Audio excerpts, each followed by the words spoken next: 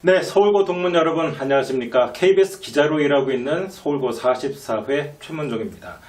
네, 이렇게 의미 있는 프로그램 진행을 맡게 돼서 영광이고요. 동문으로서 작은아마 도움이 될 수 있도록 최선을 다하겠습니다.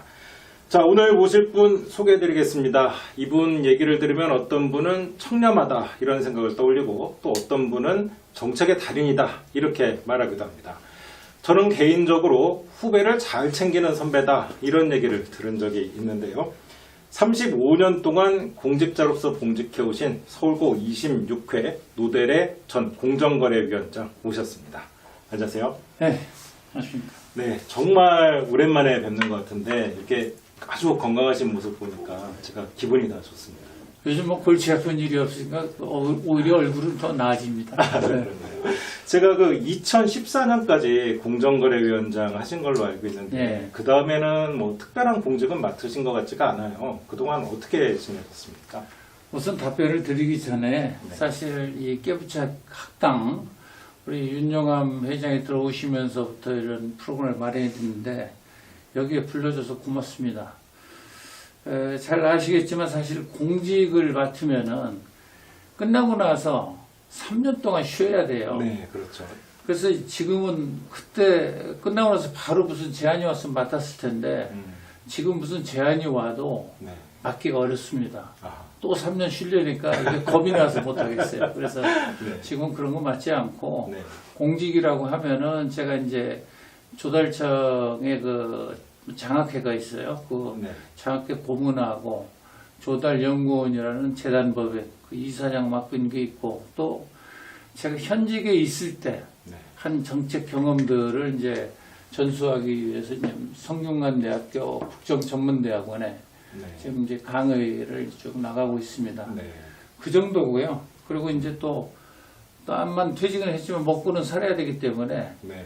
법무부는 세종에 지금 고문으로 나가서 일을 하고 있습니다. 네. 우리 후배들하고 같이 일하고 있습니다.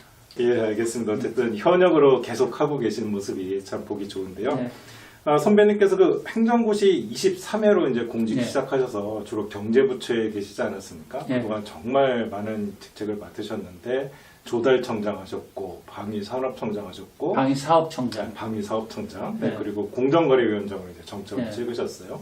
정말 일도 많이 하셨고 여러 직책도 맡으셨는데 가장 기억에 남는다면 어떤 걸 꼽으시겠습니까? 사실 제가 이제 여러 군데 이렇게 했지만 그 기억에 남는 고생한 거 순서대로 기억이 남더라고요. 그래서 제가 보니까 기재부에서 이제 정책조정국장 했을 때하고 네.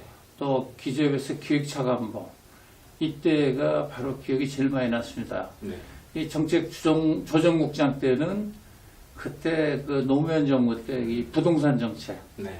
아주 부동산 정책이 서로 이해관계 엇갈려 그거 그렇죠. 조정하는데 네. 굉장히 힘들었고 그래서 기억에 많이 남고 또 이제 차관부 때는 2008년 금융 위기 때 그렇죠.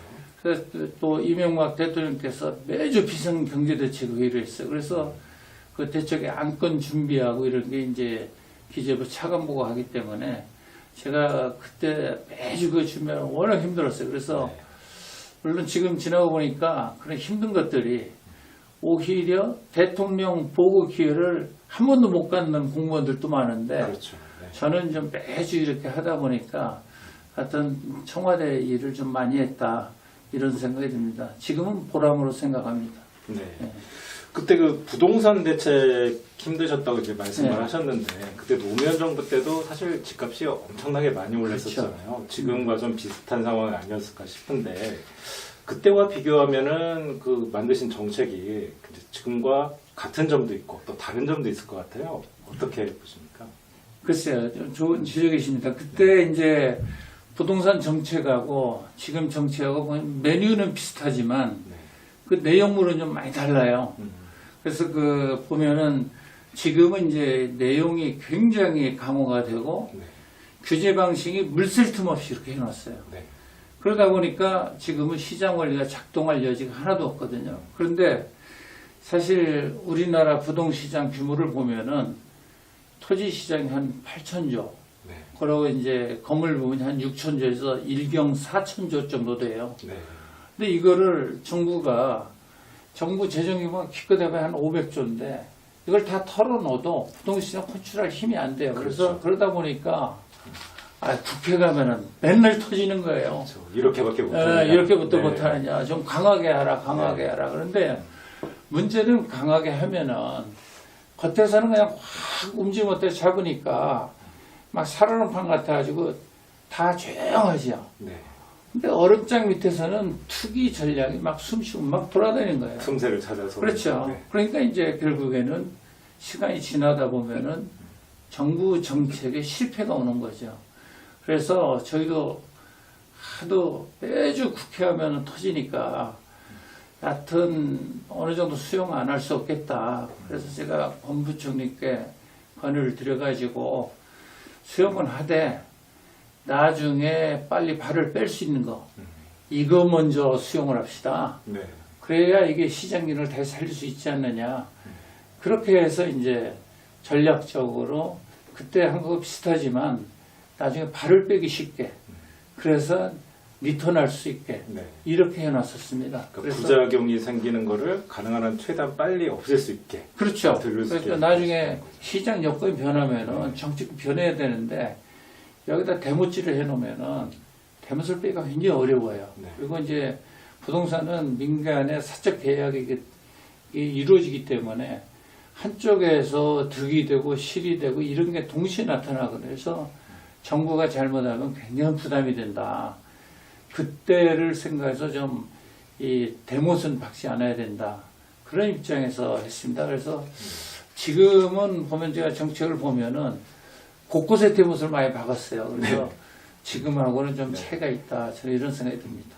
지금 말씀 들으면 공감하실 분이 정말 많을 것 같은데요. 대못 말씀을 하셔서 그러는데 그 지금 바뀐 대못 중에 가장 대표적인 게 뭔지 하나만 말씀해 주시고 그리고 지금 만약 선배님께서 하신다면은 어떤 것부터 제일 먼저 풀어가실지 한번. 지금 보면은 이제 부동산이 시장이 공급이 가격이 그냥 높이고 싶어서 그런 게 아니고 여러 가지 시장 조건에 따라서 가격이 형성이 되는 거거든요. 네.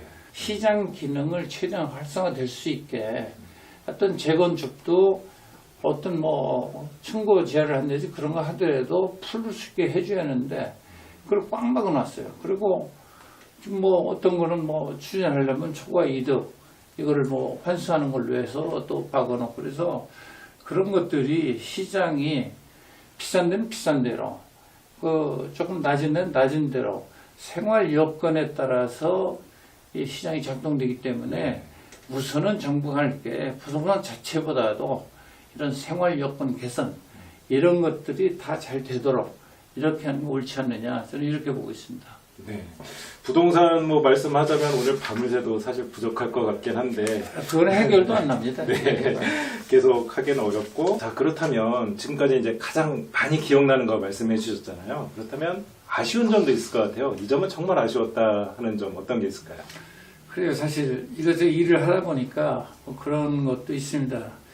저는 이제 기재부에서 거시정책 중시로 했기 때문에 어떤 그 의견을 제시하고 청와대하고 합의만 되면은 그때는 진행하는데 별 어려움이 없게 갔습니다. 네. 그래서 사실 업무하는 데 어려움이 없었는데 제일 아쉬운 거는 이제 제가 공정위원장을 마지막으로 끝나고 나올 때 네. 근데 그때 제가 참 제 본의 아니게 아, 사표를 쓰고 나왔거든요. 그런데 네. 여러 가지 얘기가 많았습니다. 뭐 사표 쓴 게 저 사람이 방위사업자도 뭐 잘못돼서 이렇게 사표 쓴 거 아니냐. 근데 공식적으로는 제가 건강에 안 좋아 좀 쉬려고 그런다. 이렇게 이상을 얘기를 못했어요. 네. 근데 사실은- 보통 그거 믿기 어렵지 않습니까? 그렇죠. 근데 무비되니까 자꾸 이제 방위사업자도 그래서 저도 해명 좀 하고 싶은데 네. 하기가 어렵더라고요. 그래서 나중에 뭐 우병우 사건 공판에 가서 다 얘기를 했습니다만은 네. 제가 뭐 마지막 이렇게 나오는 것이 여러 가지 좀 불미스러운 건 전혀 아니고 네. 그런 뭐 그 상황에 따라서 공직자는 뭐 정무직은 이유하고 관계가 없습니다. 나가라면 나오는 거지. 네. 그렇게 나온 거고 나올 때 제가 이제 가장 뜨끔했던 게 저희 집사람이 이게 다른 사람 보니까 마지막에 갑자기 후임자가 와서 이렇게 하니까 자기가 이임식도 못하고 아하. 나온 게 평생 한이 된다. 네. 이렇게 얘기를 하면서 저보고 꼭 뭐 쫓겨나더라도 이임식은 꼭 하고 거기서 할 말은 좀 다 하고 왔으면 좋겠다. 그래서 제가 하여튼 세종시에 꼭 시켜가지고 네. 이임식을 놓치지 않기 위해서 네. 하고 다 하고 끝맺은 적이 있습니다. 그런 아쉬움이 좀 있습니다. 네. 할 말 잘 하셨습니까? 아, 다 있죠. 어떤 말씀을 지금? 그러니까 그때 그때 청와대에서 뭐 이렇게 하라는 것들이 원칙에 반하고 그러기 때문에 여러분들 내가 뭐 그런 구체적인 얘기는 안 해도 네. 원칙을 꼭 지켜서 해라. 그걸 굉장히 강조를 했습니다. 네. 거기에 이제 언중유골이 있는 거죠. 네. 네. 그렇고 이제 공직생활 35년 하시면서 이제 수많은 정책을 수립하고 실행하고 하시지 않았습니까? 그 많은 정책을 만들 때 가장 중요하게 생각했던 점은 어떤 거가 있을까요? 그래서 그 사회자가 하도 아까 청렴을 강조하길래 사실 요즘은 공무원들 다 청렴합니다. 정책을 정치가 좌우하고 이렇기 때문에 그렇죠. 지금으로서는 제일 중요한 게 원칙과 공정 이거를 지키는 게 제일 중요하다고 봅니다. 근데 이제 제가 항상 정책을 하면서도 우리 서울고등학교 교훈이 딱 생각이 나요. 네. 서울고등학교 교훈이 보면 깨끗하다. 그리고 부지런하자. 예. 책임져. 부지런하자는 사실 네. 내적으로 향해도 되는 거고 외적으로는 깨끗하고 책임지키자. 네. 이게 정책을 다루는 사람이 꼭 맡아야 될 덕목이에요. 네. 근데 거기에다가 중간에다 하나 원칙 지키자. 아니면 공정하자. 네.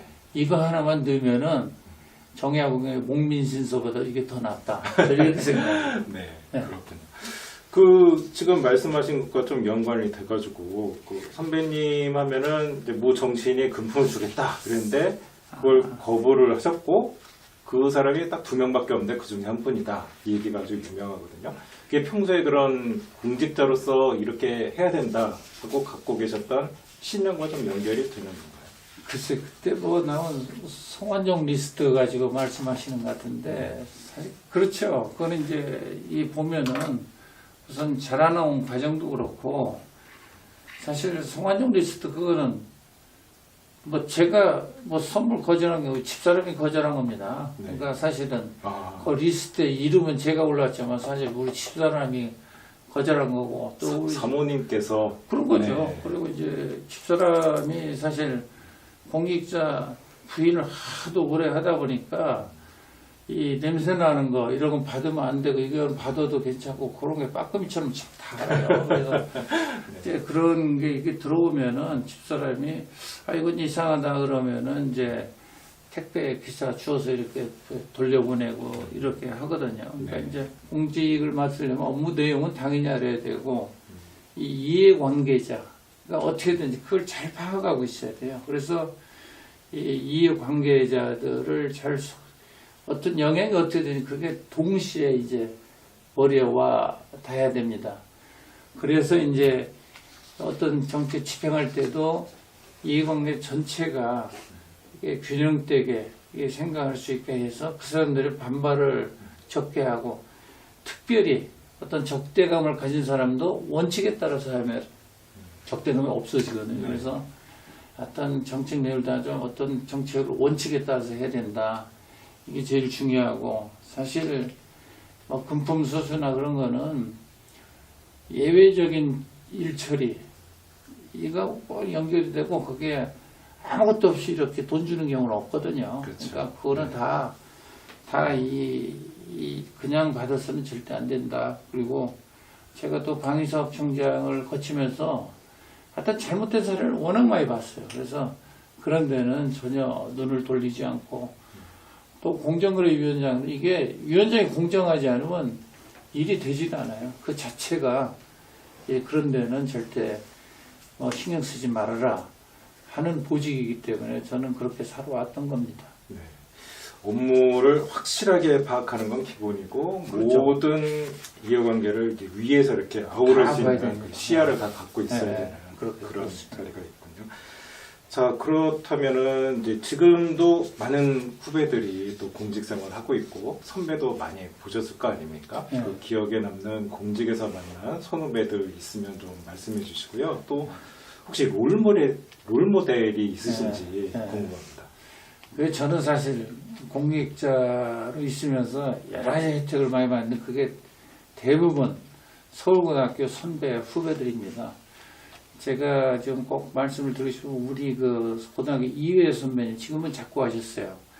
안희준 선배님이라고 계신데 이분은 2회이기 때문에 경제기획원에 이렇게 있으면서 밑에 하급직으로 들어서 사무관 승진을 해야 되는데 K고등학교 출신들은 승진을 잘 하는데 네. 자기는 끌어줄 사람이 하나도 없는 거예요. 그래서 승진을 못하고 그래서 이 양반이 얘기를 하는데 마지막으로 퇴직하기 전에 사무관 승진을 나왔다고 그러시는 거예요. 근데 이 선배님이 후배들이 누가 승진만 하면은 신문에 나오면 전화를 해요. 그래서 제가 이제 그 간사를 맡고 있어서 저한테 전화해가지고 야 누구 승진했는데 그 축하 모임 안 하느냐고. 그래서 본인 말씀이 자기가 승진한 것 같은 그런 기분이 든다는 거예요. 네. 그래서 항상 그래서 이제 모임을 하면은 그날 식사값 이런 거 다 내시고 그 후배들은 가서 술 한잔 안 하고 또 금일봉도 이제 두둑이 주시고 하셨어요. 또 이제 우리 독일에는 이제 육회 김계수 선배님이 계신데 선배님 지금도 건강하세요. 네. 근데 사부님이 이제 신장이 안 좋으셔가지고 몇 년 전에 이제 돌아가셨는데 그 사모님이 우리 후배들이 독일에 오면은 어머니 같았어요. 항상 우리 애들도 다 챙기고 뭐 그러시면서 그래서 그 사모님이 워낙 고맙고 그래서 지금은 김계수 선배님 내외가 그제도 오실 때는 같이 이렇게 모시는데 지금은 이제 선배님만 오셔도 저희 독일에 있던 후배들 다 모여서 같이 식사도 하고 이렇게 해서 옛날 얘기도 하고 이렇게 지내고 있습니다. 네. 또 하나는 제가 이제 공직에 있을 때 그 12회 그 김용수 선배님이에요. 지금 이제 프로 그 당구협회 회장님으로 계시죠. 네. 이 양반이 국정원 1990년에 국정원 1차장으로 계셨는데 그때 이제 서울경제신문에서 노태우 대통령 고르바초프 만나고 나서 소련하고 수교를 하고 뭐 서명하고 대소 경협자금 30억 불 네.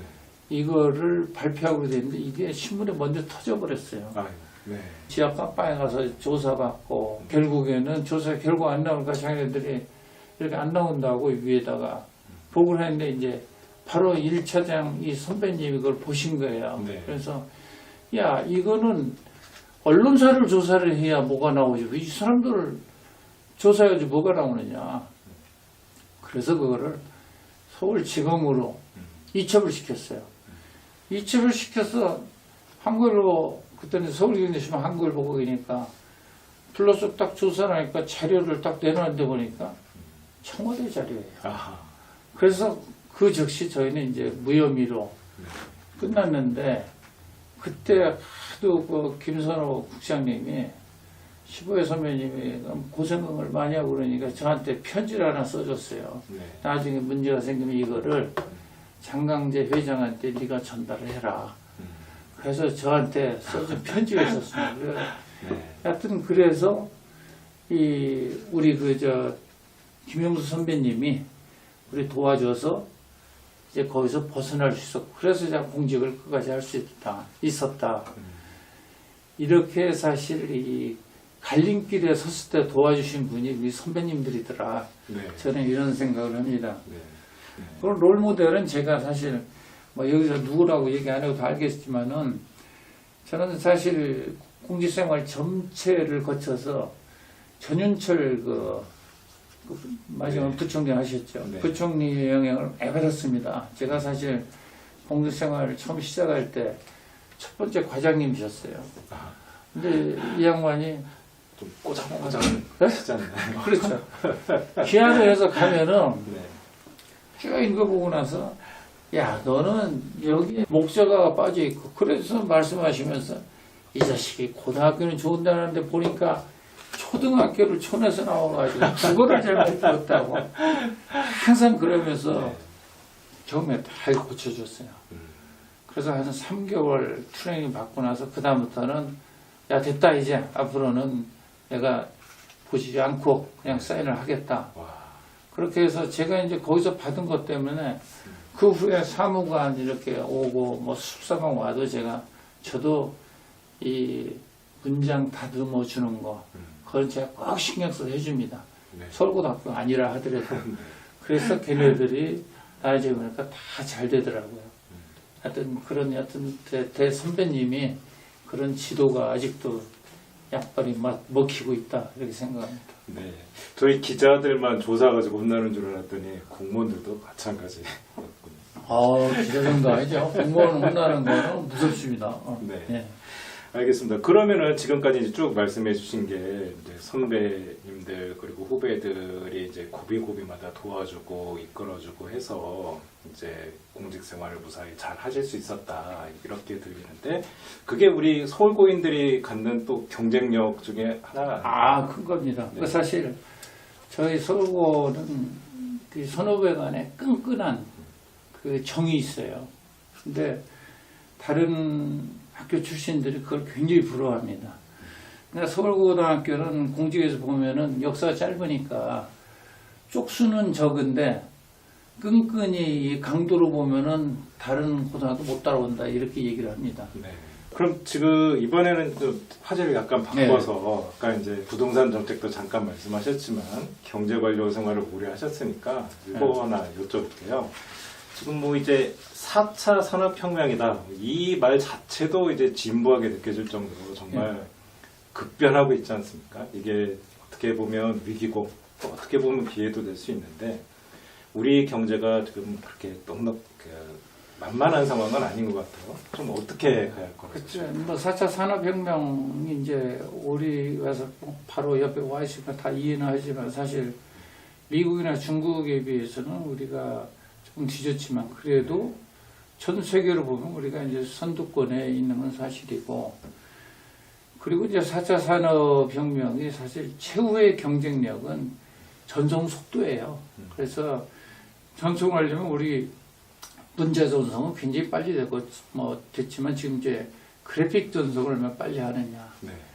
그래서 이 민간 쪽에서 앞으로 개발해야 될 거는 그래픽 전송 기술하고 슈퍼컴퓨터 이런 쪽이 민간이 맡아야 되고 공공부문에서는 사실 4세대 통신 인프라망 구축 이거와 소프트웨어 인력 이거 개발하는 게 공공부문이 맡아줘야 돼. 그건 민간 기업이 할 수가 없거든요. 그래서 근데 제가 지금 걱정은 지금 요즘 ESG예요. 기후변화에 대응한다든지 대응을 못하면 적응을 한다든지 아니면 기후변화를 이겨낼 수 있는 대체 기술을 확보한다죠. 우리가 기술을 다 개발해서 간다는 건 불가능하고 네. 그럼 빨리 해외에 있는 선진 기술을 빨리 도입한다든지 아니면 우리나라의 에너지 인텐시브한 그 산업들 이것들은 해외로 보낸다든지 그렇게 하지 않으면은 우리가 기후변화 규제를 피할 길이 없다. 그러니까 피하는 게 능사가 아니고 우리가 적극 대응해 나가는 게 앞으로의 과제다. 저는 이렇게 생각을 합니다. 화제를 살짝 바꿔서 이제 후배들 이제 교육 문제 이렇게 많이 말씀을 하셨잖아요. 그 지난해에 서울고의 그 멘토 멘티 결연대회 위원장을 맡으셨다 이렇게 들었어요. 네. 사실 이 코로나 상황이라서 그 어떤 모임을 이제 주관하시는 게 쉽지는 않았을 텐데 어떻게 잘 진행하게 되셨는지 좀 얘기를 듣고 싶습니다. 저는 사실 그 코로나가 없었으면 조금 더 잘했을 텐데 참 코로나가 문제에서 적극 활동 못했습니다만은 하여튼 중간고사, 기말고사 그거 끝났을 때는 좀 꼭 만나서 얘기도 하고 대면으로 좀 해라. 그렇게 해서 보고서도 내게 하고 이렇게 했습니다. 그리고 멘토 멘티에서 중요한 것은 사실 그 만나는 것도 중요하지만 이 전화를 걸어주는 게 굉장히 중요해요. 그래서 이제 제가 작년에 맡을 때도 지금 고3이 되니까 제가 오히려 전화를 방해될까 봐서 전화를 못 하거든요, 지금은. 네. 근데 이제 시험 끝나면 그때는 또 전화해서 이제 만나야 되겠죠. 근데 저는 어떤 후배가 굉장히 중요하다. 그 후배 없이 선배는 태어날 수가 없거든요. 그러니까 그래서 제가 이렇게 보면은 뭐 현직에 있을 때는 선배 도움을 받았지만 또 나오니까 또 후배의 그 도움이 없으면 굉장히 살기가 또 어렵더라고요. 그래서 이게 삶의 원리 같다. 선배 후배는 뗄래야 뗄 수 없는 거고. 그리고 제가 현직에서 이렇게 보면은 선배님들의 그 애로 걱정 이거를 내가 챙겨서 조금 더 도와드리면은 목에 힘이 빳빳하게 들어갑니다. 그래서 그런 거 보고 아 역시 그래서 선배님들한테도 그랬어요. 저 후배들한테 잘하십시오. 그래야 후배들이 도와주지. 항상 그렇게 얘기를 했고 그래서 사실 그 멘토 이거 관련해서는 제가 제 친한 친구 중에 하나가 독일 내가 유학할 때 그 같이 공부했던 네. 제2고등학교 출신인데 제가 요즘 멘토링 위원장 맡고 있다니까 아휴 참 우리 고등학교 멘토할 사람도 없는데 이거 뭐 동창회도 빈익빈 부익부라고 이렇게 네. 약간 비아냥 섞인 것 같기도 하고 그러면서 굉장히 시기하는 부러워서 그렇죠. 네. 그래서 그렇게 얘기를 하더라고요. 그래서 네. 서울고등학교 이 멘토 시스템은 계속 발전시키는 게 좋겠다. 저는 그런 생각을 가지고 있습니다. 이번에 질문 드리고 싶은 거는 나에게 서울고는 이런 의미다. 이렇게 간단하게 말씀해 주신다면 어떻게 말씀하시겠습니까? 사실 저에게는 이제 서울고등학교가 축복을 내려준 학교다. 네. 제가 초등학교부터 뭐 해외 유학까지 해서 네. 보면 뭐 학교가 여러 군데 있었는데 그 중에서 서울고등학교처럼 제가 항상 정감이 가고 같이 교류를 갖고 그런 데가 없어요. 나머지 다른 데는 모임은 있지만 좀 드라이해요. 그 마지막으로 그 우리 후배들에게 지금 이 영상을 보고 있을 후배들에게 이 말은 꼭 해주고 싶다 하는 말씀이 있으면 그 말씀 부탁드립니다. 네, 그래요. 뭐 사실 옛날에는 뭐 고시에 패스한다든지 박사학위만 따면 이제 평생을 먹고 살 수가 있었는데 지금은 이제 평생 직장이라는 개념도 없어지고 직종이 어마어마하게 이제 다양화하고 있습니다. 그래서 우리 동문들의 직종을 보더라도 옛날 우리 그 시험 기수들은 뭐 교수, 의사, 관료 이런 전문 직종 중심인데 우리 후배 그 컴퓨터 기수들을 보면은 직종이 다양해요. 음식 프랜차이즈, 골프 티칭, 마술사, IT 경영하는 사람도 있지만 꽃집 경영하는 사람도 있어요. 그래서 굉장히 오만 가지가 다 있는데 이게 나쁜 거냐? 저는 그렇게 생각을 안 합니다. 시대의 변화에 잘 적응해 나간 결과라고 생각을 하고 또 이 미래 사회는 분권화되고 다액화된 사회가 되기 때문에 서울고등학교가 다양한 직종을 거느리고 거기서 돋보이는 사람들이 많을수록 서로의 경쟁력은 더 세진다. 이렇게 생각을 합니다. 그래서 다만 우리 후배들이 어느 직종이건 그 영역에서 10손가락 안에 꼭 들도록 내가 하여튼 모든 노력을 다해서 전문성을 최고로 가져가겠다. 이런 생각으로 임해 주시면 고맙겠습니다. 감사합니다. 네, 고생하셨습니다. 오늘 정말 더 듣고 싶은 얘기도 많고 하시고 싶은 말씀도 더 많을 것 같은데 아쉽게도 오늘 시간 관계상 이 정도에서 마무리 지어야 될 것 같습니다. 오늘 노델의 선배님 말씀을 들으면서 저는 이런 생각을 했습니다. 이렇게 경륜이 풍부하신데도 아직도 현역으로서 끊임없이 공부하고 계시는구나. 나는 뭐하고 있나 이런 생각이 많이 들었습니다. 특히 원칙 지키자 이 말이 가장 기억에 남았는데요. 요즘 우리 사회에서 일어나는 여러 일들을 볼 때 정말 가장 필요한 말이 아닐까 싶습니다. 오늘 깨부책 학당 이 말로 마무리 지을까 합니다. 깨끗하자, 부지런하자, 책임 지키자, 그리고 원칙 지키자. 감사합니다.